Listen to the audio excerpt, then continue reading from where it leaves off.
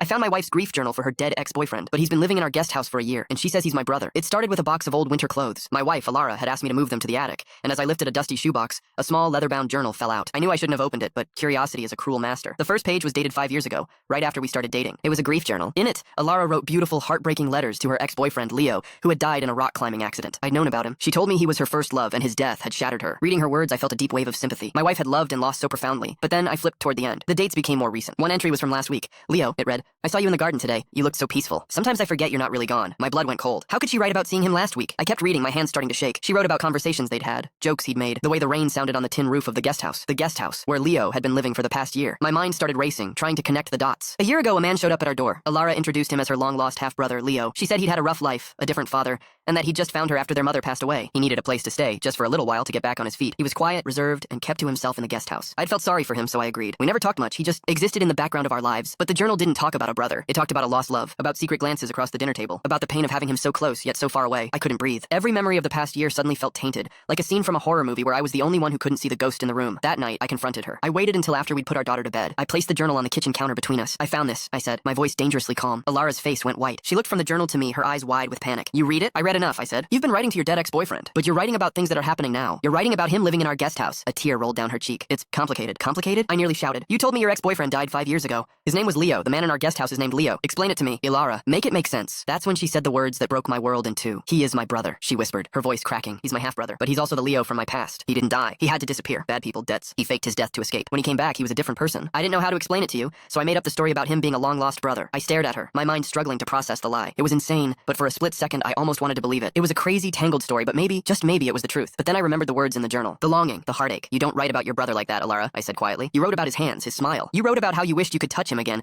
how seeing him every day was a special kind of torture. She finally broke. Sobs racked her body as she leaned against the counter for support. The truth came pouring out, uglier and more painful than any lie she could have ever constructed. Leo was her ex. He hadn't died. He'd just left. Ghosted her without a word. Then a year ago, he'd shown up on our doorstep, broke and pathetic. She still loved him, but she loved the life we had built too. Our home, our daughter. So, in a desperate, twisted attempt to keep both, she invented the story of the long-lost brother. She'd moved her ex-boyfriend into our backyard so she could have him in her life without losing me. For an entire year, I had been living with the ghost of her past. I had shaken his hand, shared meals with him, and felt sorry for the man who was secretly the love of her life. I felt nothing. Just a hollow, echoing emptiness where my love for her used to be. I didn't yell. I didn't scream. I just nodded slowly, the betrayal settling deep in my bones like a cancer. I turned and walked out of the kitchen, leaving her crying by the counter. I walked across the dark, manicured lawn to the guest house and knocked on the door. Leo opened it, looking confused. She told me you were dead, I said, my voice flat. Then she told me you were her brother. I don't know what you are to her, but you're a ghost to me, and I'm done living in a haunted house. I looked him straight in the eye. You have 1 hour to pack your things and disappear. For good this time. I walked back to the main house. Alara was standing in the living room, her face tear-streaked and hopeful, waiting for me to scream, to fight, to do something. I just looked at her, the woman I had loved more than anything in the world. He's gone, I said, and so am I.